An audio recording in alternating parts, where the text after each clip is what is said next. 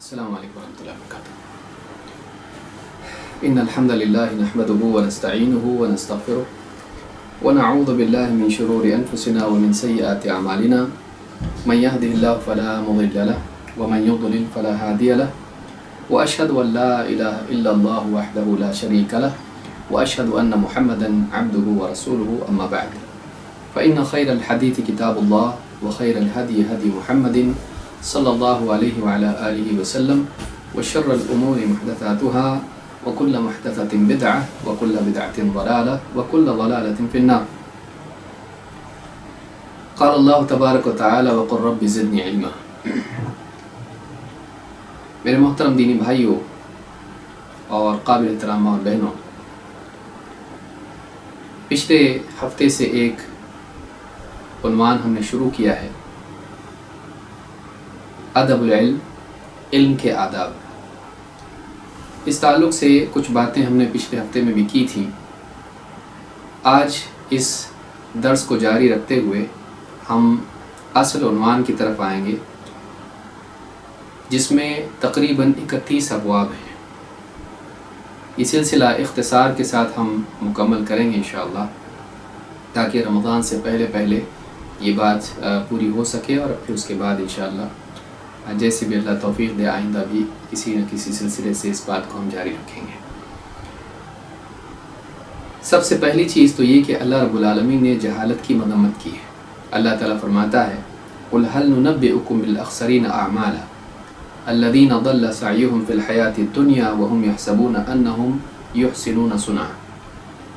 اے نبی، آپ فرما دیجئے، کیا ہم تمہیں بتائیں کہ اعمال کے اعتبار سے سب سے زیادہ خسارے میں کون ہیں؟ یہ وہ لوگ ہیں جن کی دنیا کی کوششیں رائیگاں چلی گئیں اور وہ اسی بھرم میں پڑے رہے کہ وہ کوئی اچھا کام کر رہے ہیں۔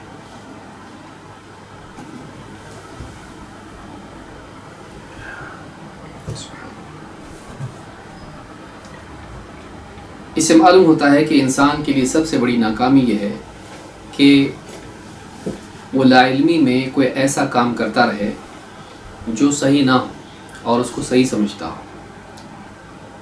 انسان کی ناکامی کی بنیادی وجہ جہالت ہے۔ بہت سے خیر کے کام انسان اس سے محروم ہو جاتا ہے لا علمی کی وجہ سے، اور بہت ساری گمراہیوں میں انسان واقع ہو جاتا ہے لا علمی کی وجہ سے، جہالت کی وجہ سے۔ لہٰذا آپ دیکھیں گے قرآن کریم میں اللہ تعالیٰ نے سب سے پہلی وحی جو نازل کی وہ علم سے متعلق تھی۔ اقرأ بسم ربک الذی خلق خلق الانسان من علق اقرأ وربک الاکرم الذی علم بالقلم علم الانسان ما لم يعلم۔ آپ دیکھیں پورے قرآن میں وحی کی ابتدا اللہ تعالیٰ نے کی انسان کی تخلیق اور اس انسان کو تعلیم دینے سے متعلق۔ ان پہلی 5 آیتوں کو اگر آپ دیکھیں جو سورۃ العلق کی آیتیں ہیں، اس میں آپ کو ملے گا کہ اللہ تعالیٰ نے بندوں پر 2 احسانات جتائے ہیں۔ ایک، اللہ تعالیٰ نے انسان کو وجود دیا، اس کی تخلیق کی۔ دوسرے یہ کہ اللہ تعالیٰ نے انسان کو تعلیم دی۔ معلوم ہوا کہ انسان کا وجود تعلیم کا محتاج ہے۔ اگر انسان دنیا میں آئے، کھائے پیے، اپنی جسمانی اعتبار سے نشوونما اس کی ہو، لیکن وہ علم حاصل نہ کرے تو اس میں اور جانوروں میں کیا فرق ہے؟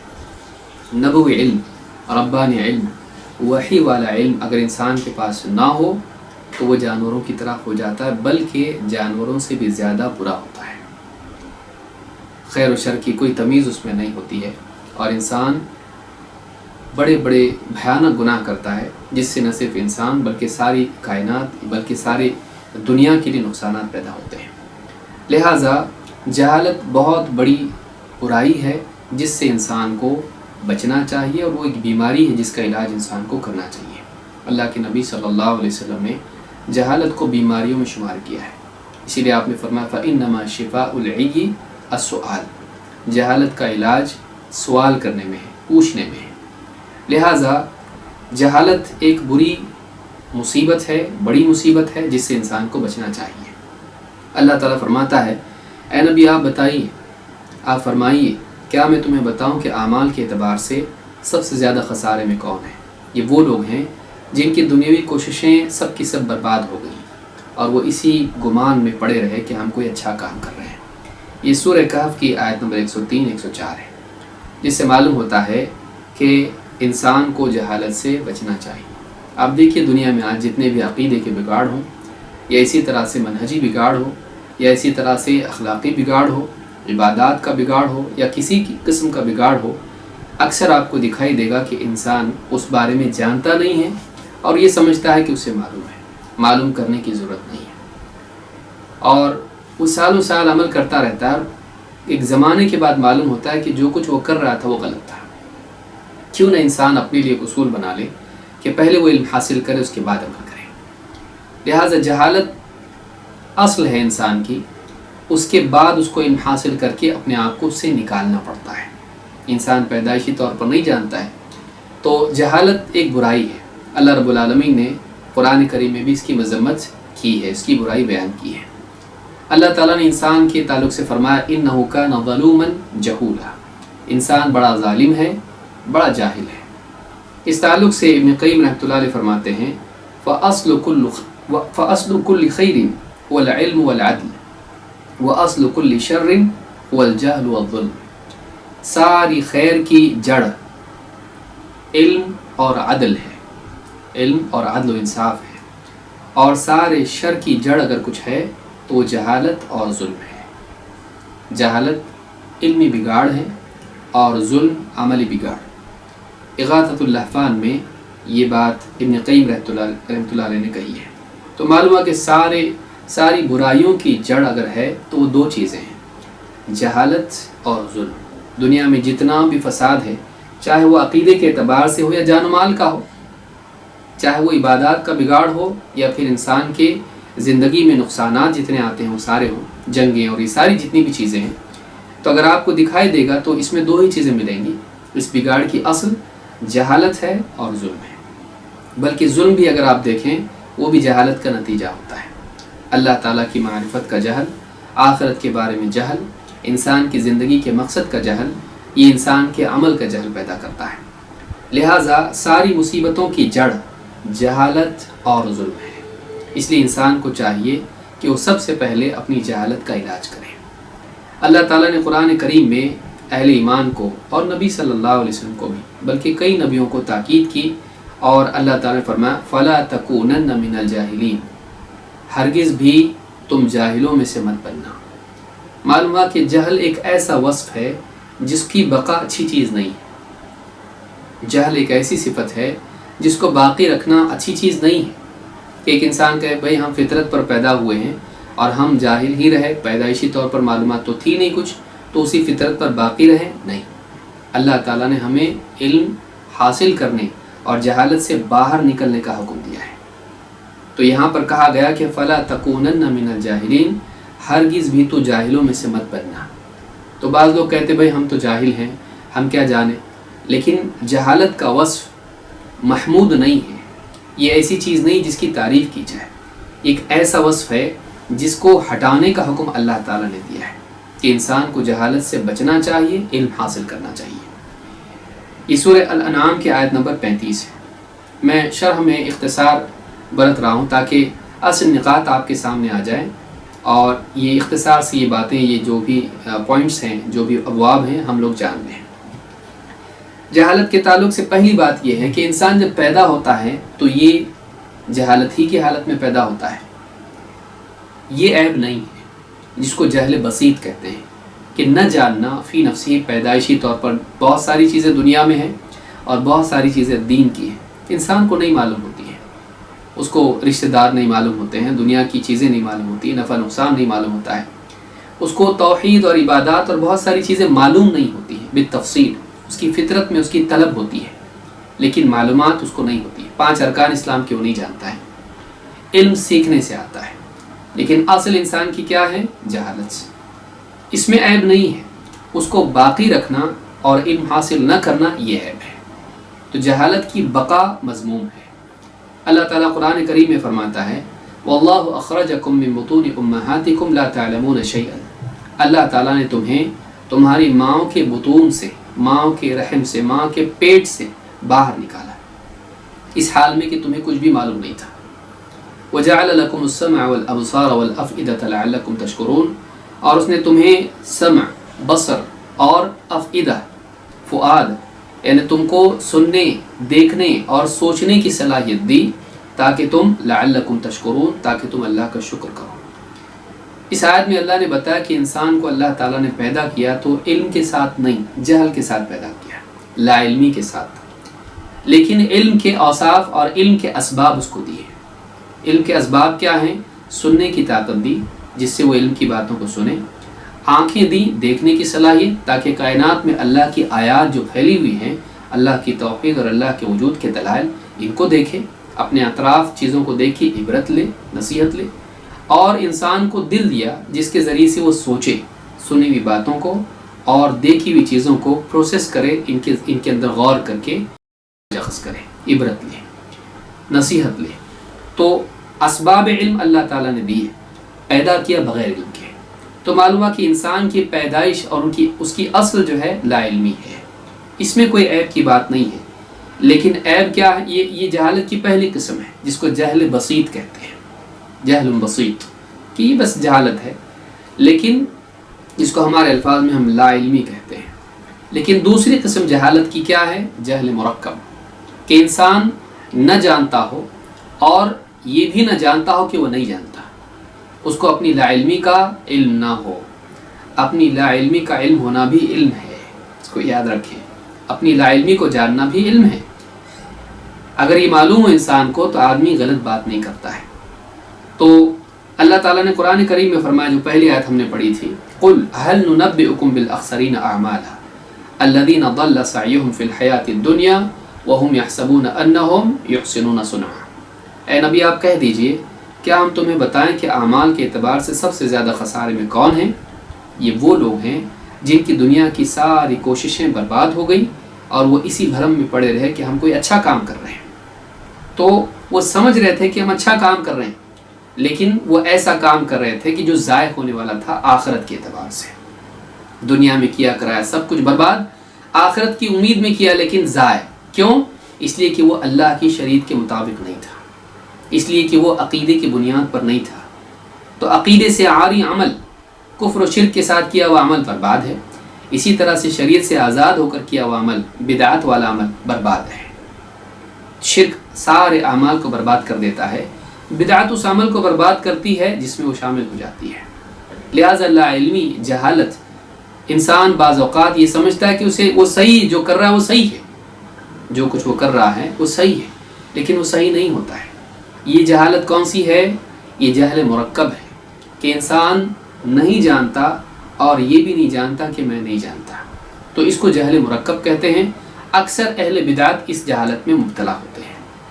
اکثر اہل بدعت یہ سمجھ رہے ہوتے ہیں کہ ہم صحیح ہیں لیکن وہ غلط ہوتے ہیں، اور کبھی اس بات کی کوشش نہیں کرتے کہ وہ معلوم کریں واقعی صحیح کیا ہے۔ تو جہالت کے اعتبار سے، علمی اعتبار سے، اب یاد رکھیں جو میں کہہ رہا ہوں، جہالت کی بنیادی طور پر دو قسمیں ہیں، ایک علمی جہالت، دوسری عملی جہالت۔ اور علمی جہالت کی دو قسمیں ہیں، جہل بسیط اور جہل مرکب۔ جہالت کی بنیادی طور پر دو قسمیں ہیں، ایک علمی جہالت اور دوسری عملی جہالت۔ علمی جہالت کی بھی دو قسمیں ہیں، ایک یہ کہ سرے سے آدمی لا علم ہو، اور دوسرا یہ کہ آدمی کے پاس علم غلط ہو لیکن اسے اس بات کا شعور نہ ہو کہ جو میں جان رہا ہوں وہ غلط ہے، انسان کو اپنی لا علمی کا علم نہ ہو۔ تو یہ ہم نے دو قسمیں دیکھیں علمی جہالت کی، جہل بسیط، جہل مرکب۔ تیسری قسم جو عملی جہالت ہے وہ کیا ہے؟ آدمی جہالت والے کام کرے، جیسے اللہ تعالیٰ نے کئی مقامات پر، جیسے موسیٰ علیہ السلام نے کہا کہ تم جہالت والا عمل کر رہے ہو۔ اپنی قوم سے جب نصیحت کی ان کو، بنی اسرائیل کو، جب انہوں نے معبود کا مطالبہ کیا، قال انکم قوم تجہلون، تم ایسی قوم ہو جو جہالت والا کام کر رہی ہے، یعنی اللہ کے سوا اور معبود مانگنا۔ اجعل لنا الہا کما لہم آلہہ، ہمارے لیے بھی ایک ایسا معبود بنا دو جیسے ان کے لیے معبود ہے۔ تو موسیٰ علیہ السلام نے کہا انکم قوم تجہلون۔ تو تجہلون جو ہے، انہوں نے اس کو فعل کے اس میں بیان کیا، کہ تم ایک ایسی قوم ہو جو جہالت کر رہی ہے، جہالت والا عمل کر رہی ہے، تو جہالت عملی بھی ہوتی ہے۔ اس تعلق سے مجاہد رحمہ اللہ کا قول ہے، کہتے ہیں کل عامل بمعصیت اللہ فہو جاہل حین عملها، کہتے ہیں تفسیر ابن کثیر میں ابن کثیر نے اس کو روایت کیا ہے، کہتے ہیں ہر گناہ کرنے والا، اللہ کی معصیت کا ارتکاب کرنے والا، اللہ کی معصیت کا ارتکاب کرنے والا ہر شخص جاہل ہوتا ہے جب وہ اس معصیت کا ارتکاب کر رہا ہوتا ہے۔ تو معلوم یہ ہوا کہ جہالت عملی بھی ہوتی ہے۔ جیسے میں نے کہا موسیٰ علیہ السلام نے، سارے دلائل میں ذکر نہیں کروں گا اس لیے کہ ہم لوگ بہت اختصار سے چلنے والے ہیں اس میں۔ تو موسیٰ علیہ السلام نے کہا تھا کہ انکم قوم تجہلون، تم ایسی قوم ہو جو جہالت والی حرکت کر رہی ہے۔ تو انسان کا علم کے برخلاف عمل کرنا، علم کے تقاضے کے خلاف عمل کرنا بھی جہالت ہوتا ہے۔ لہٰذا ہر آدمی جو گناہ کرتا ہے وہ جہالت کا ارتکاب کرتا ہے، وہ جہالت عملی ہوتی ہے۔ تو ایک علمی جہالت ہوتی ہے، دوسری عملی۔ تو پہلی بات ہم نے یہ دیکھی کہ انسان کی اصل جہل ہے اور اسے لا علمی کہا جاتا ہے، جہل بسیط بھی کہتے ہیں۔ لیکن پھر بعد میں آدمی غلط چیزیں سیکھ لیتا ہے ماں باپ کی تربیت کی وجہ سے، سماج کی وجہ سے، اور اسی کو حق سمجھنے لگتا ہے۔ پھر حق جب اس کے سامنے آتا ہے تو اس کا دشمن بن جاتا ہے، قبول نہیں کرتا اس کو۔ یہ کون سی جہالت ہے؟ جہل مرکب ہے۔ اکثر گمراہ لوگ اسی جہالت میں مبتلا ہوتے ہیں۔ لیکن بعض اوقات انسان کے پاس حق کا علم ہوتا ہے لیکن وہ اس کے برخلاف عمل کرتا ہے، یہ بھی جہالت ہے، لیکن یہ علمی جہالت نہیں ہے، یہ حق کو جاننے کے بعد حق پر عمل نہ کرنا ہے، اور یہ کیا ہے؟ عملی جہالت ہے۔ تو یہ پہلا باب ہمارا اس تعلق سے ہے۔ آئیے آگے بڑھتے ہیں۔ اب ہم دیکھیں گے کہ علم اور اہل علم کی فضیلت کیا ہے۔ جہالت سے ہم نے اس لیے شروع کیا اس لیے کہ جہالت اصل ہے، اور جب تک کہ انسان کو جہالت کی برائی معلوم نہ ہو، وہ علم حاصل کرنے کا شوق اور اہمیت اس کو محسوس نہیں ہوگی، اس کا شعور پیدا نہیں ہوگا۔ لہٰذا ہم دیکھیں گے کہ علم کی فضیلت کیا ہے، فی نفس علم کی فضیلت کیا ہے اور اس کی اہمیت کیا ہے۔ اللہ کے نبی صلی اللہ علیہ وسلم فرماتے ہیں فضل العلم احب الی من فضل العبادہ، زائد علم میرے نزدیک زائد عبادت سے، نفل علم میرے نزدیک نفل عبادت سے افضل ہے۔ اس سے معلوم ہوتا ہے، یہ حدیث بزار نے اس کو روایت کیا ہے اپنی مسند میں، اور امام الطبرانی نے الاوسط میں، امام حاکم نے بھی اس کو روایت کیا ہے۔ صحیح الجامع صغیر حدیث نمبر 4214، اور حدیث صحیح ہے۔ اس حدیث سے بات معلوم ہوتی ہے کہ انسان کا فرائض کے اہتمام کے بعد اب جو اس کی کوشش بچ جاتی ہے، یا تو وہ نفل عبادت کا اہتمام کرے یا نفل علم میں مشغول ہو، دونوں میں یعنی اس کی فضیلت کے اعتبار سے زیادہ افضل کیا ہے؟ زیادہ افضل علم ہے۔ کیوں؟ اس لیے کہ عبادت کی منفعت آدمی کی اپنی ذات تک محدود ہوتی ہے، لیکن علم کا فائدہ اس کو بھی ہوتا ہے اور دوسروں کو بھی ہوتا ہے۔ عبادات انسان کے لیے اخروی مفاد لاتی ہیں، لیکن اسی طرح سے دین کا جو علم ہے یہ انسان کے لیے دنیا اور آخرت دونوں کے فائدے لاتا ہے۔ عبادات میں بھی دنیا کا فائدہ ہوتا ہے، لیکن اس میں اپنی ذات تک ہوتا ہے معاملہ اکثر، لیکن علم کا فائدہ نہ صرف انسان کے اعمال سے جڑا ہوتا ہے بلکہ اس کے عقیدے سے بھی جڑا ہوتا ہے۔ عبادات کا معاملہ صرف عملی حد تک ہوتا ہے، لیکن علم انسان کے عقیدے کی بھی اصلاح کرتا ہے، اس کی عبادات کی بھی اصلاح کرتا ہے۔ انسان کا علم اس کی عبادات کے لیے بھی ضروری ہے، اگر علم ہی نہ ہو تو عبادت بھی غلط ہو جائے گی، اگر علم کے بغیر عبادت کی جائے اس میں بدعت شامل ہو جائے گی۔ لہٰذا علم ہر اعتبار سے افضل ہے۔ عبادات اپنی جگہ ان کی اہمیت ہے، لیکن عبادات کی صحت بھی علم کی صحت پر موقوف ہے، اس کو بھی یاد رکھنا چاہیے۔ اسی لیے اللہ کے نبی صلی اللہ علیہ وسلم نے بتلایا کہ نفل علم میرے نزدیک نفل عبادت سے افضل ہے۔ آخری زمانے میں علم کی اہمیت اور بڑھ جائے گی۔ کیوں؟ اس لیے کہ گمراہیاں بہت زیادہ ہو جائیں گی۔ اس وقت میں اپنے عقیدے کی اصلاح کے لیے، اپنے منہج کی حفاظت کے لیے، اپنے لیے ہدایت کے راستے پر باقی رہنے کے لیے علم کی ضرورت زیادہ ہوگی۔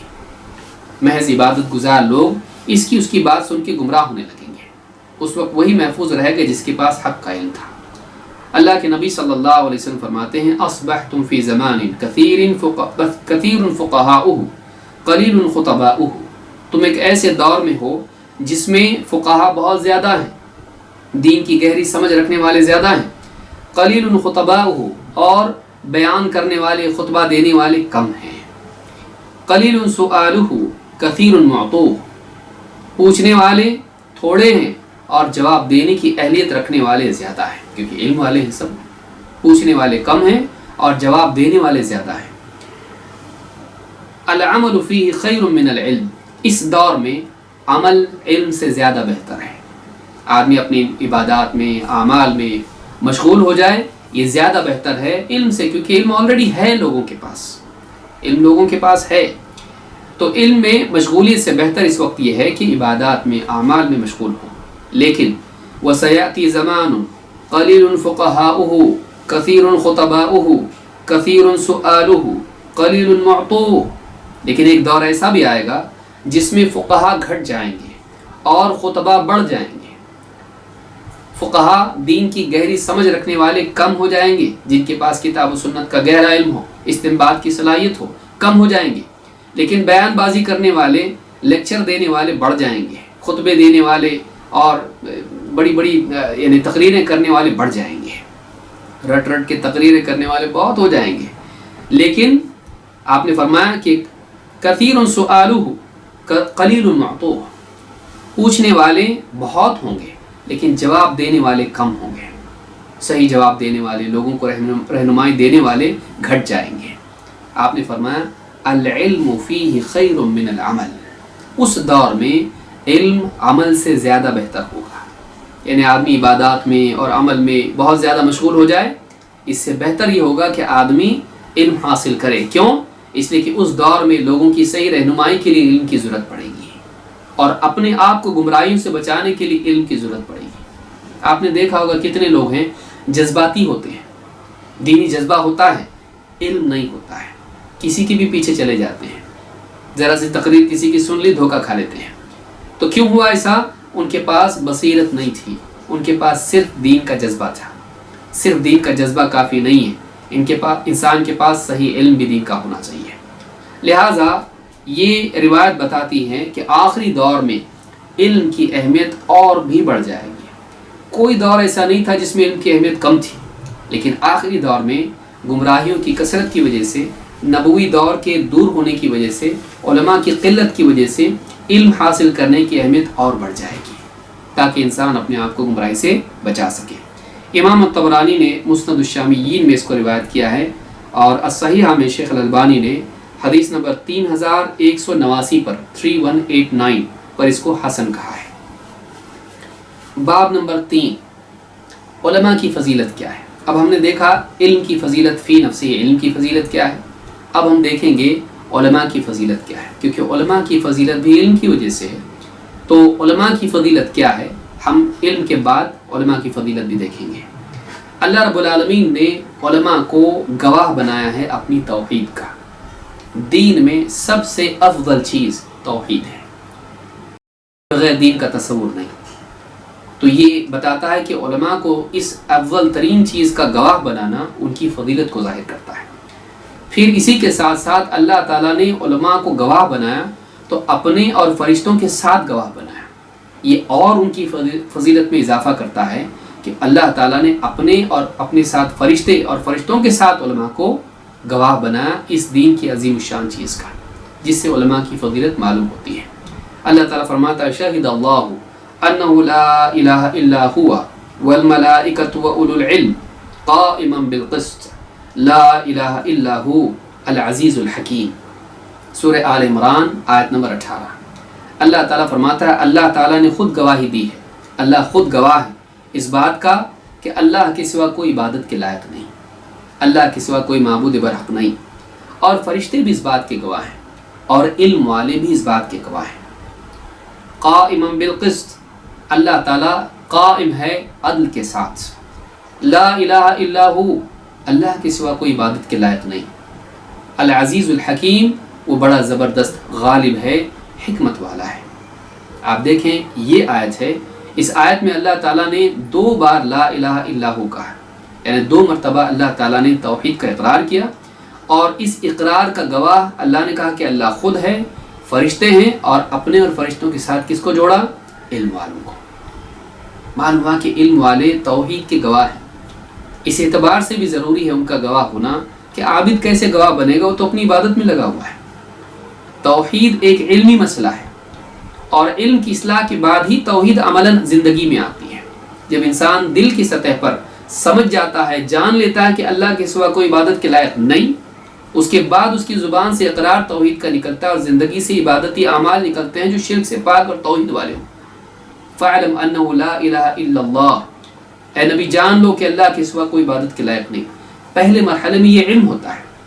من علم أنه لا إله إلا الله دخل الجنہ، جس نے جان لیا کہ اللہ کے سوا کوئی عبادت کے لائق نہیں، وہ جنت میں جائے گا۔ تو پہلے تو علم چاہیے۔ جب علم ہی نہیں ہوگا تو قول کہاں سے آئے گا توحید والا، اور پھر زندگی میں عمل کہاں سے آئے گا توحید والا؟ تو پہلی سطح پر علم ہوتا ہے، تو اس کے لیے علم والے ہی تو گواہ بن سکتے ہیں اس کے۔ سارے عالم میں توحید کے گواہ، توحید کی دعوت دینے والے، توحید کو عام کرنے والے علم والے اگر نہیں تو پھر کون؟ شبہات جو عقیدے کے پیدا ہوں گے، شرک والے، کفر والے، نفاق والے، الحاد والے، ان کا رد کون کرے گا؟ عابد۔ ان کا رد کرنے کے لیے علم چاہیے، عبادت نہیں کہ 100 رکعتیں نماز پڑھ لے آدمی تو رد ہو گیا شرک کا، ہو سکتا ہے؟ نہیں، اس کا رد کرنے کے لیے علم چاہیے، دلائل چاہیے، برہان چاہیے۔ تو معلوم ہے کہ توحید کا گواہ علم والا ہی ہو سکتا ہے، صرف عبادت کرنے والا نہیں۔ وہ اپنی نجات کے لیے عبادت کر سکتا ہے، لیکن توحید والا، علم والا، عالم ساری دنیا کے لیے ہدایت کا ذریعہ بن سکتا ہے۔ تو یہ بہت بڑی فضیلت ہے علماء کی۔ اسی طرح سے علماء انبیاء کے وارث ہیں۔ اللہ کے نبی صلی اللہ علیہ وسلم فرماتے ہیں وَإِنَّ الْعَالِمَ لَيَسْتَغْفِرُ لَهُ مَنْ فِي السَّمَاوَاتِ وَمَنْ فِي الْأَرْضِ حَتَّى الْحِيتَانُ فِي الْمَاءِ۔ آپ نے فرمایا کہ عالم کے لیے سب کے سب مغفرت کی دعا کرتے ہیں، آسمان والے، زمین والے، اور یہاں تک کہ پانی میں موجود مچھلیاں بھی۔ وَفَضْلُ الْعَالِمِ عَلَى الْعَابِدِ كَفَضْلِ الْقَمَرِ عَلَى سَائِرِ الْكَوَاكِبِ۔ اور عالم کی فضیلت عابد پر ایسی ہے جیسے 14ویں چاند کی فضیلت ستاروں پر ہے، مشاہدے کے اعتبار سے، کہ چاند جو 14ویں کا چاند ہوتا ہے، مکمل چاند ہوتا ہے، لیلۃ البدر جس کو آپ کہتے ہیں، تو یہ جو ہے یہ آسمان میں جس طرح سے روشن ہوتا ہے، سارے ستارے تو جھلملاتے ہوتے ہیں لیکن اس کا نور جو ہوتا ہے سٹیبل ہوتا ہے، اور دل کو اطمینان اور سکون دینے والا ہوتا ہے، اور زیادہ روشنی اس کی ہوتی ہے۔ اور کہا کہ ان العلماء ورثۃ الانبیاء، علماء انبیاء کے وارث ہیں، نبوی علم کی وراثت ان کے پاس ہے۔ ان الانبیاء لم یورثوا دینارا ولا درہما انما ورثوا العلم فمن اخذ به اخذ بحظ وافر۔ اور انبیاء اپنے پیچھے علم کی وراثت چھوڑ جاتے ہیں، درہم اور دینار کی نہیں، دینار اور درہم کی نہیں۔ لہٰذا جس نے اس علم کی وراثت کو لے لیا اس نے خیر کا بہت بڑا حصہ لے لیا۔ تو یعنی اس حدیث کو امام احمد، ابو داؤد، ترمذی، نسائی، ابن ماجہ اور اسی طرح سے ابن حبان نے روایت کیا ہے۔ صحیح الجامع الصغیر میں حدیث نمبر 6297 پر شیخ الالبانی کہتے ہیں کہ حدیث صحیح ہے۔ اس حدیث میں علماء کی کئی فضیلتیں ہیں۔ نمبر 1، ان کے لیے مخلوقات کا، آسمان و زمین کی، حتیٰ کہ پانی میں موجود مچھلیاں، ان تمام یعنی فضائی، خشکی اور تری والی ساری مخلوقات علم والوں کے لیے مغفرت کی دعا کرتی ہیں۔ اس سے بڑھ کے فضیلت کیا ہوگی؟ دوسری بات یہ کہ عالم کی فضیلت عابد پر ہے، اور فضیلت کیسی ہے؟ جیسے 14ویں رات کے چاند کی فضیلت ستاروں پر ہے۔ وہ جھلملاتے ہیں، یہ جھلملاتا نہیں ہے، اس کی نورانیت پختہ ہوتی ہے۔ عابد کا معاملہ تھوڑا کمزور ہوتا ہے، عالم جو ہے پختہ ہوتا ہے عقیدے کے اعتبار سے اور ہر اعتبار سے۔ اسی طرح سے انبیاء کی وراثت جو ہے یہ کس کو ملتی ہے؟ علم والوں کو، کیونکہ انبیاء کے ذمہ تبلیغ کا کام ہوتا ہے، تعلیم و تربیت کا کام ہوتا ہے۔ عابد نہیں کرتا ہے، وہ تو اپنی فکر میں لگا ہوا ہے، لیکن عالم اپنے ساتھ ساتھ معاشرے کی فکر بھی کرتا ہے اور تعلیم و تربیت کی وہ ذمہ داری نبھاتا ہے جو انبیاء کرتے تھے۔ اس اعتبار سے عالم انبیاء کا وارث ہوتا ہے، علم کے اعتبار سے بھی اور علم کے تقاضوں کے اعتبار سے بھی۔ تو اس حدیث سے بات معلوم ہوتی ہے کہ علماء موقر ہیں، ان کا احترام کرنا چاہیے، ان کی بڑی فضیلت ہے۔ آگے بھی اس بارے میں ایک باب آئے گا۔ تو اس حدیث سے علماء کی فضیلت ہم کو معلوم ہوتی ہے۔ آئیے آگے بڑھتے ہیں، اب دیکھتے ہیں کہ طالب علم یا طلب علم کی کیا فضیلت ہے۔ ظاہر بات ہے کہ جب علماء ہیں تو طلاب بھی ہوں گے۔ علماء کا وجود اسی لیے ہے کہ لوگ ان سے علم حاصل کریں۔ تو علم حاصل کرنے کی فضیلت کیا ہے اہل علم سے، اس تعلق سے بھی کچھ حدیثیں ہم دیکھ لیتے ہیں۔ یہ چوتھا باب ہے۔ طلب علم، سب سے پہلی بات یہ کہ طلب علم فرض ہے، یہ آپشنل چیز نہیں ہے۔ علم حاصل کریں تو اچھی بات ہے، بہت فضیلت اور زینت کی چیز ہے، نہیں۔ علم حاصل کرنا زینت تو ہے لیکن اس کی فرضیت بھی ہے، یہ لازم ہے۔ یہ ایسا کام نہیں کہ کیا تو اچھا، نہیں کیا تو کوئی بات نہیں، بلکہ انسان کے لیے اس علم کا حاصل کرنا فرض ہے جس کا وہ مکلف ہے، جس کا وہ مکلف ہے۔ اللہ کے نبی صلی اللہ علیہ وسلم فرماتے ہیں طلب العلم فریضۃ علی کل مسلم، علم حاصل کرنا ہر مسلمان پر فرض ہے، مرد پر بھی عورت پر بھی، کہ مسلم میں سب آتے ہیں مرد و عورت۔ کہا کہ علم حاصل کرنا، طلب علم ہر مسلمان پر فرض ہے۔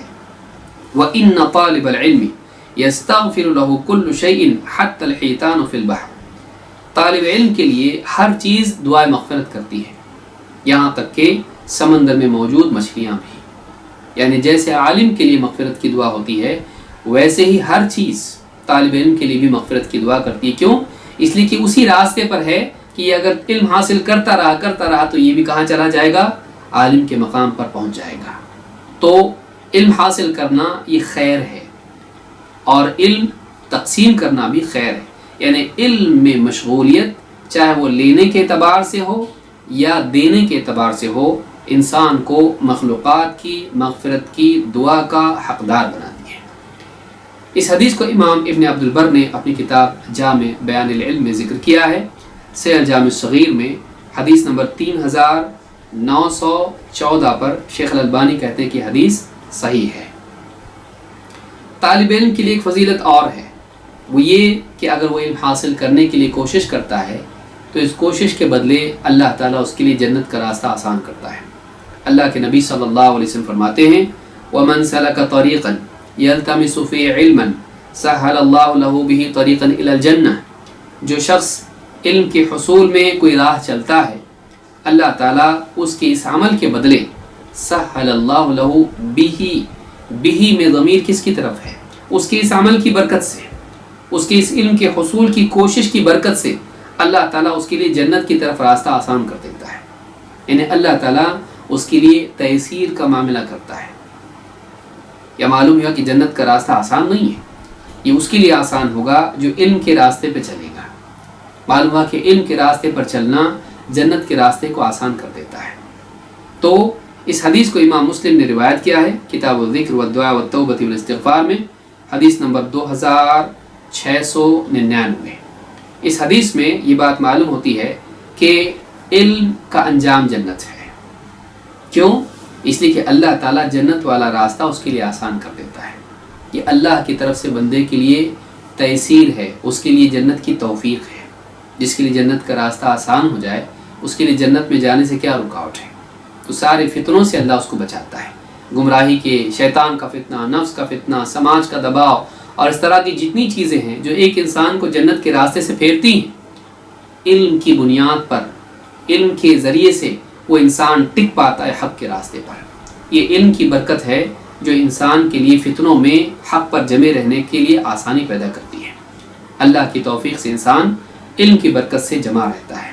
تو علم بہت بڑی چیز ہے۔ علم کے حصول کے لیے جانا، اس کی فضیلت کیا ہے؟ بہت سارے فضائل ہیں، ہم بہت مختصر اس میں باتیں ذکر کریں گے۔ اس میں جو منتخب چیزیں ہم اسی کو ذکر کریں گے۔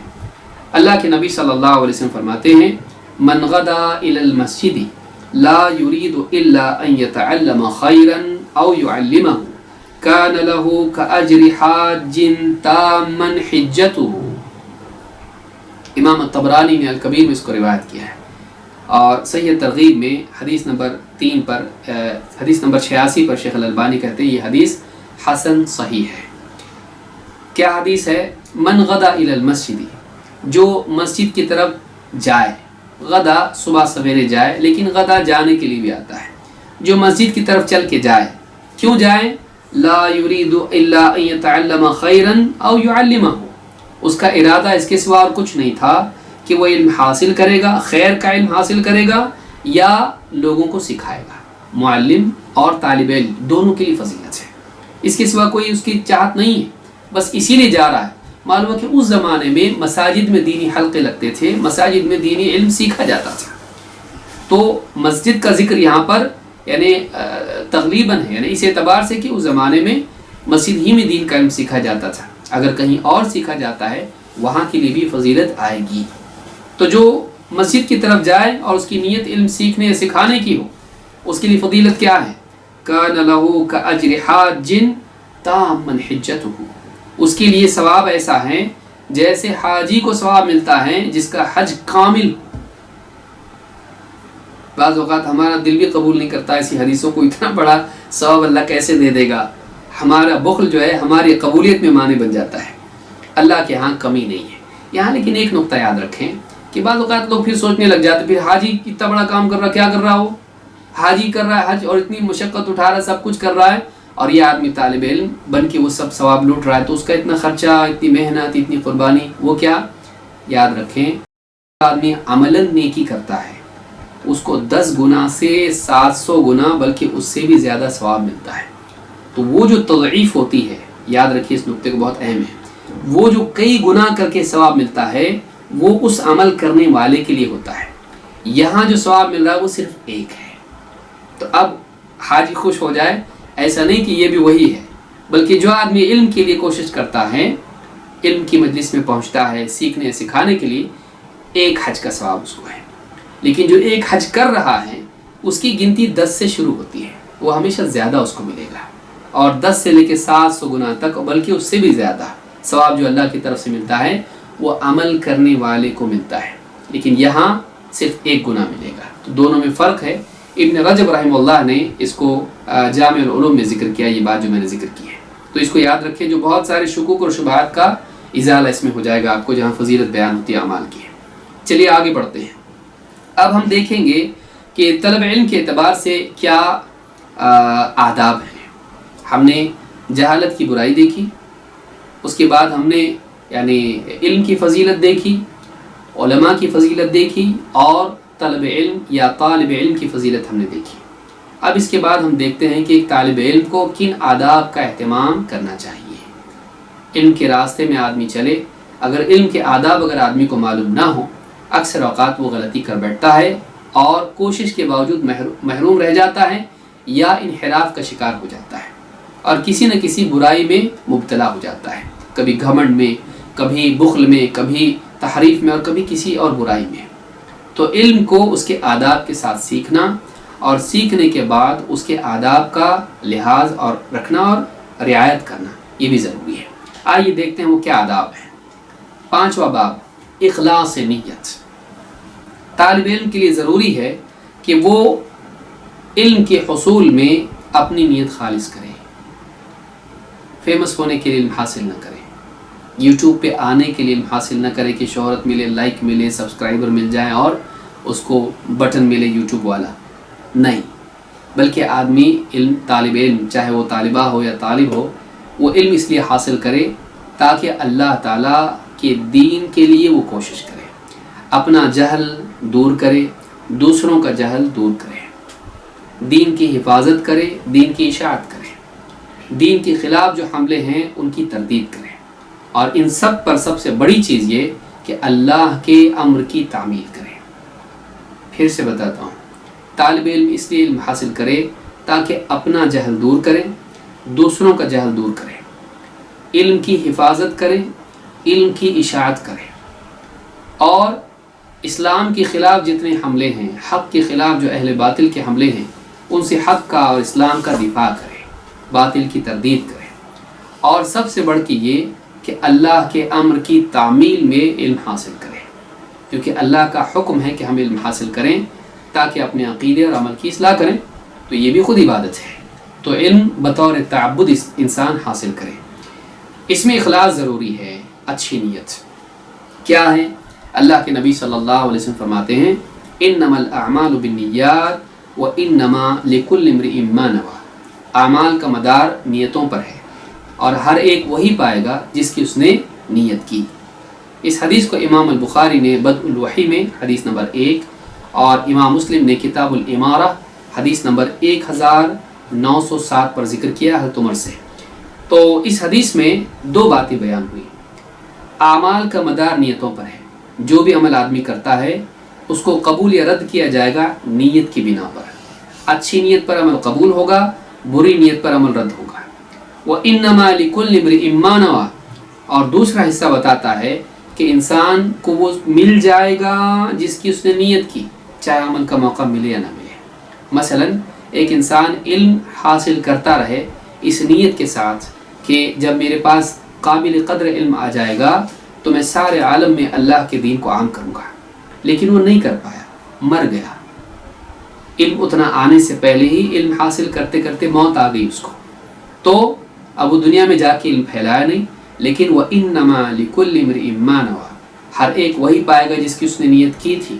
جب نیت اس نے کی تو اس کے نامہ اعمال میں اس کا ثواب لکھا جائے گا، چاہے اس نے وہ عمل نہ کیا ہو، بس نیت کی وجہ سے اس کو ثواب ملے گا۔ تو پہلا حصہ عموماً عمل کیے ہوئے عمل کے بارے میں ہے، اور دوسرا حصہ جو ہے جو عمل نہیں کر پایا اس کے بارے میں، اور بھی زیادہ تفصیل اس میں ہو سکتی، وقت ہمارے پاس اتنا نہیں ہے۔ تو یہ دو باتیں ہیں، طالب علم اچھی نیت کرے کہ علم سیکھ کر میں کیا کروں گا، اس کے مقاصد اعلیٰ ہو۔ اونچا مقصد انسان کو اونچا بناتا ہے، گھٹیا مقصد انسان کو گھٹیا بناتا ہے۔ کیوں؟ انسان کا عمل اس کی سوچ کے تابع ہوتا ہے، انسان کا جسم اس کے دل کے تابع ہوتا ہے۔ دل بگڑا جسم بگڑا، سوچ بگڑی عمل بگڑا۔ سوچ اچھی بنی عمل اچھا بنا، انسان اچھا بنا۔ تو اس کے لیے اپنی نیت کو صحیح کریں، اپنے قلب کو صحیح راہ پر چلائیں تاکہ زندگی ہماری صحیح بنے اور ہم اچھے انسان بن سکیں۔ تو نیت ہماری اچھی ہو، جو میں نے علم کے تعلق سے بتایا، اور بھی نیت انسان اس کے سلسلے میں کر سکتا ہے جو خیر کی نیت ہو۔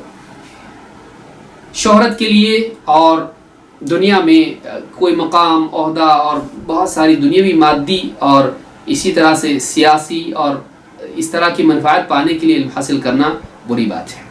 اللہ کے نبی صلی اللہ علیہ وسلم فرماتے ہیں، من طلب العلم لیماری بہ السفہاء او لیباہی بہ العلماء او لیصرف وجوہ الناس الیہ فہو فی النار۔ امام ابن ماجہ نے اس کو روایت کیا ہے، صحیح الجامع الصغیر حدیث نمبر 6382۔ حدیث حسن ہے، شیخ البانی کہتے ہیں حدیث حسن ہے۔ کیا فرمایا؟ جو اس لیے علم حاصل کرے تاکہ کم سمجھ لوگوں سے بحث کر کے انہیں شک میں ڈالے، لیماری بہ السفہاء، کم سمجھ لوگوں کو، بھولے بھالے لوگوں کو کنفیوز کریں۔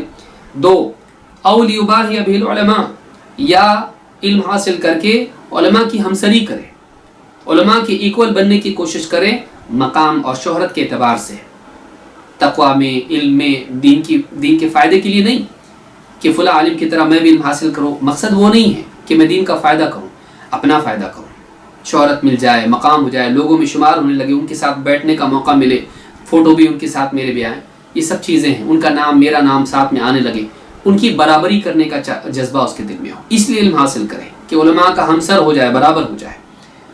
او لیصرف وجوہ الناس الیہ، یا لوگوں کو اپنی طرف مائل کریں، لوگوں کو اپنی طرف مائل کریں، لوگ اس کے فین بنیں، لوگ اس کی تعریف کریں، لوگ اس کو سراہیں، اس کو دیکھ کر لوگ عش عش کریں، تو اس کے لیے علم حاصل کریں۔ آپ نے فرمایا فہو فی النار، وہ جہنم میں جائے گا۔ لہذا علم ان نیتوں کے ساتھ حاصل نہیں کرنا چاہیے۔ علماء کی برابری، عہدے، مقام، عزت، شرف دنیا کے اعتبار سے، یا اسی طرح سے لوگوں کو لڑ جھگڑ کے ان پر غالب آ کر باسنگ کرنے کے لیے نہیں، لوگوں کو کنفیوز کر کے ان کے بیچ میں اپنے علمی مقام کو ظاہر کرنے کے لیے نہیں، اور نہ اس لیے کہ ایک انسان دنیا کے اندر لوگوں کو اپنی طرف متوجہ کرے، ان کا چہیتا بنے، ان کا فیورٹ بنے۔ اس کے لیے علم اگر حاصل کرتا ہے فہو فی النار، علم حاصل کرنے جیسا مبارک عمل کر کے بھی وہ جہنم میں جائے گا۔ کیا ملا؟ کچھ نہیں ملا، جہنم ملی۔ اور بعض اوقات یہ ساری چیزیں جس کی نیت کی تھی وہ بھی نہیں ملتا ہے، اور جہنم یقینی ہے۔ اللہ ہم سب کی حفاظت فرمائے۔ نیت خالص ہو، نیت خالص ہو، عزت کی نیت نہ ہو، عزت اللہ دینے والا ہے۔ پھر اگر اس کے دل میں اخلاص تھا اللہ دے گا، نہیں بھی دیا تو کیا، نہیں بھی دیا تو کیا، اللہ کے ہاں عزت ملنا اصل ہے۔ कितने नबी दुनिया में आए, लोगों ने पत्थर मारा उनको, किसी ने उनकी बात नहीं मानी, उनको बेइज्जत करने की सारी कोशिशें की, क्या वो बेइज्जत हुए? नहीं हुए। क्या वो नाकाम हुए? नहीं हुए। अल्लाह के यहाँ उनका ऊंचा मकाम है, अल्लाह के यहाँ उनके लिए ऊंचे दर्जात हैं। दुनिया में इज्जत मिले ना मिले कोई बात नहीं, फेमस हो नहीं हो, फेमस नहीं हो तो दुख होता है इंसान को, कंपेयर करता है उसके लाइक मेरे लाइक, उसके सब्सक्राइबर मेरे सब्सक्राइबर। ये चीज़ दुनिया के मुकाबला आराई के लिए इल्म हासिल ना करे। आदमी इसलिए इल्म हासिल करे कि आखिरत में ऊंचा मकाम मिले, अल्लाह के यहाँ ऊंचा मकाम मिले, दीन को उससे फ़ायदा हो। गुमनाम रह के दीन को फ़ायदा पहुँचाने वाला ज़्यादा कीमती है उस इंसान से जो शोहरत पाकर दीन को फ़ायदा पहुँचाना चाहता है। उसकी कोई हैसियत नहीं है, उसकी नीयत की वजह से वो जलील हो गया, चाहे अमल कितना ही ऊंचा क्यों ना हो। तो इंसान बाज़ औक़ात छोटा अमल होता है लेकिन नीयत ऊंची होती है, वो आदमी ऊंचा हो जाता है। बाज़ औक़ात अमल बड़ा होता है, नीयत घटिया होती है, वो इंसान घटिया बन जाता है। इंसान की नीयत उसको ऊंचा करती है या नीचा करती है। अपनी नीयत को ऊंचा हमेशा रखें, चाहे अमल का मौका मिले ना मिले। आदमी अपनी सोच से ऊंचा बनता है, लिहाजा ये अच्छी नीयत बहुत ज़रूरी है। और आगे बढ़ते हैं, बाब नंबर 6, सुन्नत और फ़हम सलफ़ की ताज़ीम और उसका इल्तिज़ाम।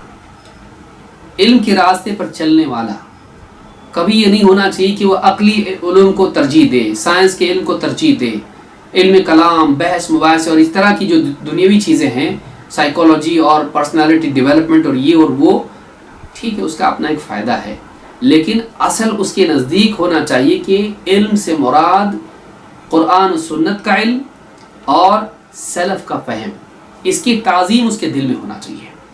वो ये ना कहे कि भाई कुरान हमारे लिए काफ़ी है, ये हदीस छोड़ दो, या ये ना कहे कुरान और हदीस में मेरी अक़ल से समझूंगा, ये क्या इमाम फ़ुला ने फरमाया, फ़ुला तफसीर के लिए इतने सारे मुफस्सिरीन, क़तादा और ये फ़ुला, ये क्या है, हमको नहीं चाहिए इतनी सारी तफसीरें, इतने सारे अक़वाल हमको नहीं चाहिए। मुजाहिद यूँ कह रहे हैं, क़तादा यूँ कह रहे हैं और अबुल आलिया यूँ कह रहे हैं, हमको नहीं चाहिए, कंफ्यूज करेंगे सब लोग हमको, इनको छोड़ दो। अपने हिसाब से अरबी सीखो और अरबी के हिसाब से बिलिसान अरबी मुबीन, तो हम कुरान अरबी ज़ुबान में है, अपने हिसाब से समझो। ये मिजाज नहीं, खुद पसंदी नहीं हो उसके अंदर हमेशा ताज़ीम हो सलफ़ के फ़हम की, कि वो हमेशा मुहतात रहे। मुझको समझता हो सही ज़रूरी नहीं है, सलफ़ का फ़हम देखना ज़रूरी है। और सलफ़ का फ़हम उससे पहले क्या, किताब व सुन्नत और सलफ़ का फ़हम, उसके पास इसकी ताज़ीम होना चाहिए। आगे भी आएगा इंशाअल्लाह, लेकिन सलफ़ की ताज़ीम उसके दिल में होना चाहिए, क्योंकि अपने से पहले अपनों से बड़ों की ताज़ीम अगर उसके दिल में नहीं होगी, मैं ही उसके दिल में अगर होगा, तो ये आदमी गुमराह होगा, गुमराह करेगा। लेकिन अपने को छोटा समझ के अपने से पहलों की अगर कदर करेगा, अपने से पहले जो उलमा गुजरे हैं उनकी कदर करेगा, उनसे इस्तिफादा करने का मिजाज उसका होगा, सही चलेगा। नहीं तो एक ऐसी तफसीर सुनो जो मैं आज लेकर आया हूँ, एक हदीस ऐसी उसकी शरह सुन जो किसी ने नहीं की, मैं बता रहा हूँ, एक ऐसा मसला बता रहा हूँ जो 1400 साल में किसी ने नहीं बताया, ऐसा मिजाज उसका बनेगा।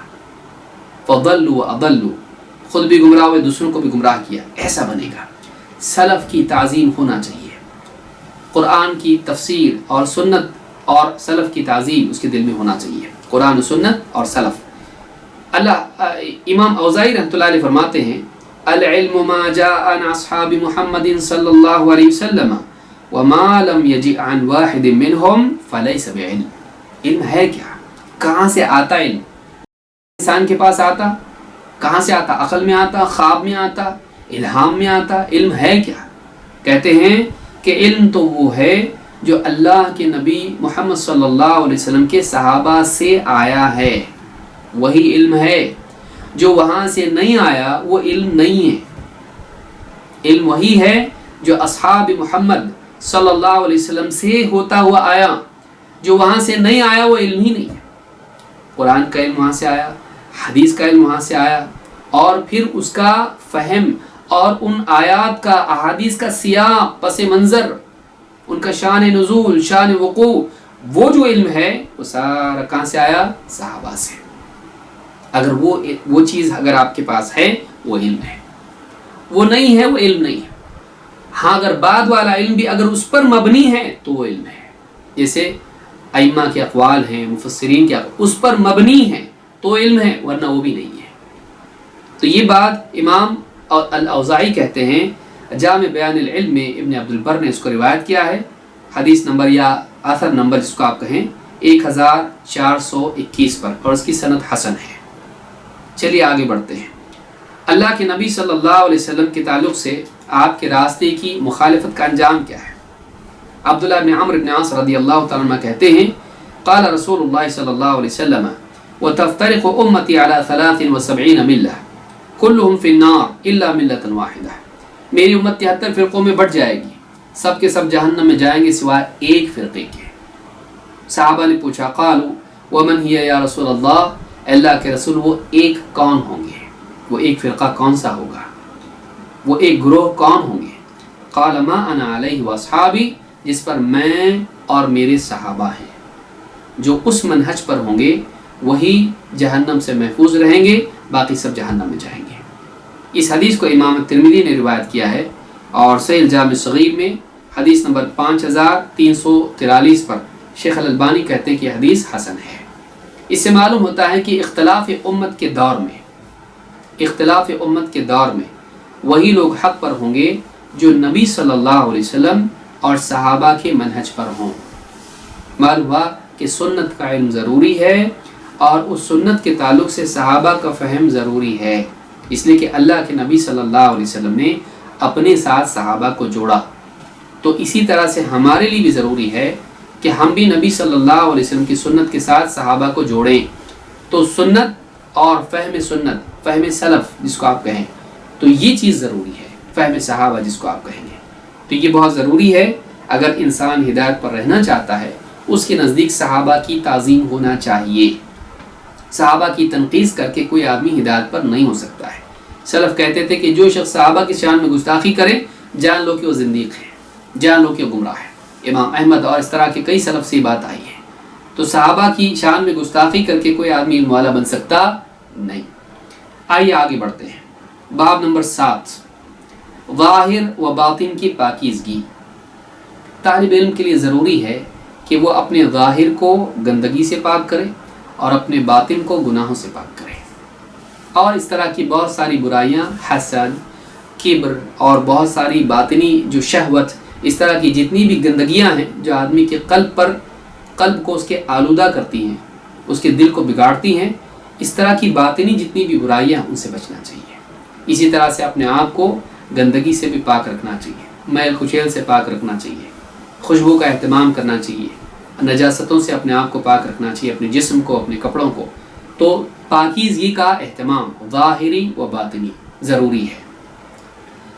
ظاہر کی پاکیزگی کیسی ہوتی ہے؟ غسل و وضو، طہارت کے ذریعے سے، اور اسی طرح سے خوشبو، عطر وغیرہ جتنی بھی ہے اس کے ذریعے سے۔ اور باطن کی پاکیزگی کیسی ہوتی ہے؟ توبہ کے ذریعے سے اور نیک اعمال کے ذریعے سے۔ علی بن خشرم کہتے ہیں شکوت الی وکیع قلت الحفظ فقال استعن علی الحفظ بقلت الذنوب۔ کہتے ہیں کہ میں نے امام وکیع سے شکایت کی کہ مجھے یاد نہیں ہوتا، قلت حفظ کی شکایت کی ان سے۔ تو انہوں نے کیا کہا کہ حفظ میں مدد اللہ کی لو، کس چیز کے ذریعے سے؟ گناہوں کو کم کرو تو تمہارا حفظ اچھا ہو جائے گا۔ حفظ بڑھانا ہے، ہاں گناہ کم کرو، تو اپنے حفظ میں قوت کے لیے مدد چاہو گناہوں کو کم کر کے۔ معلوم ہوا کہ معصیت کا انسان کے قلب پر اثر ہوتا ہے، اور معصیت انسان کے علم کو ضرر پہنچاتی ہے۔ کئی دلیلیں اس کی ہیں، لیکن یہ بات اتنی یاد رکھیں کہ انسان کے گناہوں کا انسان کے دل پر اثر پڑتا ہے، اور اس کے حفظ اور اس کے فہم دونوں، حفظ پر بھی اثر پڑتا ہے اور اس کے فہم پر بھی اثر پڑتا ہے گناہوں کا۔ لہٰذا انسان اپنے باطن کو گناہوں سے پاک کرے، کیونکہ جب بھی گناہ کرتا ہے دل پر ایک کالا نقطہ لگتا ہے، کیا ہے وہ؟ تو اس کے نتیجے میں آخر میں کیا ہوتا ہے؟ دل ہدایت سے محروم ہو جاتا ہے۔ یہ علم کا نقصان ہوا، اس کا ہدایت کا نقصان ہوا۔ شعب الایمان میں امام البیہقی نے اس اثر کو روایت کیا ہے، اور اثر کا نمبر ہے 1604، اور اس کی سند جید ہے۔ اسی طرح سے ظاہر کی پاکیزگی بھی ہونا چاہیے۔ مصعب ابن شیبہ کہتے ہیں، جو طلق ابن حبیب سے روایت کرتے ہیں، اور وہ عبداللہ ابن زبیر رضی اللہ تعالیٰ عنہ سے روایت کرتے ہیں، اور وہ حضرت عائشہ رضی اللہ تعالیٰ عنہ سے روایت کرتے ہیں۔ फरमाती हैं क़ाल रसूलुल्लाह सल्लल्लाहु अलैहि वसल्लम अश्रुम मिनल फ़ित्रा, 10 चीज़ें हैं जो फितरत में से हैं। फितरत से मुराद इस्लाम का तरीक़ा, अंबिया का तरीक़ा, जो जिस पर अल्लाह ताला ने इंसान को रहने की तलक़ीन की है, जिसका अहतमाम करने की तलक़ीन अल्लाह की तरफ से हुई है, जो फितरी अमाल हैं जिनका अहतमाम होना चाहिए, जो सुनन में से है। तो सुनन फितरत जिसको कहा जाता है वो क्या है? कहा कि क़स्सु शारिब मूछें कम करना, व इफ़ाउल लिहिया दाढ़ी बढ़ाना, व सिवाक मिसवाक करना, व इस्तिंशाकुल मा और नाक में पानी पहुँचाना नाक साफ़ करने के लिए, व क़स्सुल अज़फ़ार नाखून कतरना, और व ग़स्लुल बराजिम और ये जो जोड़ होते हैं इनको जहाँ हड्डियाँ होती हैं और ये जो हिस्सा होता है अक्सर ये सूखा रह जाता है, इसको अच्छी तरह से धोना, व ग़स्लुल बराजिम व नतफ़ुल इब्त और नाफ के नीचे जो बाल होते हैं उनकी सफाई करना, और इसी तरह से नतफ़ुल इब्त जो है बगल के बाल उखेड़ना, और वह हल्क़ुल आना ज़ेर नाफ बालों की सफाई करना, व इंतिक़ासुल मा और पानी बहाना यानी पानी से इस्तिंजा करना। क़ाल ज़करिया क़ाल मुसअब व नसीतुल आशिरा इल्ला अन तकून अल मदमदा। ज़करिया कहते हैं कि हदीस के रावी मुसाब इब्न शैबा जो हदीस में रावी हैं, मैंने उनसे पूछा तो उन्होंने कहा कि व नसीतुल आशिरा, 10वीं चीज़ मैं भूल गया, 10वीं चीज़ मैं भूल गया, और मुझे लगता है कि वो मदमदा ही होगा, यानी कुल्ली करना वज़ू वगैरह में कुल्ली करना, नाक में पानी देना, ये आता है। और कुतैबा कहते हैं कि क़ाल वकी इंतिक़ासुल मा यानी अल इस्तिंजा। वकी कहते हैं हदीस के रावी कि इंतिक़ासुल मा से मुराद ये है कि आदमी पानी से इस्तिंजा करे, पेशाब पखाने के बाद पानी इस्तेमाल करे, सिर्फ ढेला नहीं। तो ये क्या है? सुनन फितरत में से है, ये अफजल है। वरना अगर सिर्फ ढेला इस्तेमाल करता है तहारत के लिए तो ये भी जायज़ है, इसमें भी कोई हर्ज नहीं, लेकिन अफजल ये है कि ढेले की बजाय पानी से इस्तिंजा करें। बाद लोग कहते हैं कि ढेला और पानी दोनों जमा करना चाहिए, इसकी कोई दलील नहीं है कि ऐसा करना ज़रूरी है। इमाम मुस्लिम ने इसको सही मुस्लिम में रिवायत किया है और हदीस नंबर 261 है, 261। तो इसमें आप देखेंगे कि कई चीज़ें सुनन फितरत में से, तालिब इल्म को इनका अहतमाम करना चाहिए। अब इसमें दाढ़ी वगैरह जो भी चीज़ें ये मर्दों के लिए है, लेकिन ख़वातीन को आप देखिए, बहुत सारी ख़वातीन हैं नाखून लंबे लंबे की खूबसूरती की वजह से। ये क्या तरीक़ा है? ये जानवरों जैसे नाखूनों को लंबे करना ये इस्लाम में नहीं है। 40 दिन से ज़्यादा नाखून को नहीं काटना बुराई है। तो नाखून कतरना ये भी सुनन फितरत में से है, जिनकी मुखालफत फितरत की मुखालफत है, दीन इस्लाम की मुखालफत है, ये नहीं होना चाहिए। इसी तरह से इंसान बगल और नाक के नीचे के बाल हैं, अक्सर लोग उसको साफ़ नहीं कर पाते हैं, कई दिन गुजर जाते हैं, इसको भी 40 दिन के अंदर इसकी सफाई होना चाहिए। तो ये चीज़ें हैं जो सुनन फितरत में से। मिसवाक करना भी जिसमें से है कि जिसमें मुंह की पाकीज़गी है, नाक में पानी पहुंचाना, कुल्ली करना, ये सारी चीज़ें हैं जिनका एहतमाम एक मुसलमान को करना चाहिए। मिन बाबि औला एक ऐसे शख्स को करना चाहिए जो नबवी इल्म में मशगूल हो रहा है, इनका एहतमाम करना चाहिए। इसके अलावा भी और चीज़ें हैं जैसे खुशबू का इस्तेमाल करना, खुसूसन जब आप मजलिस में जाएं, दीनी मजालिस में, तो वहाँ पे आदमी एकदम पसीने के अंदर, बाज़ लोगों के पसीने में बदबू आती है।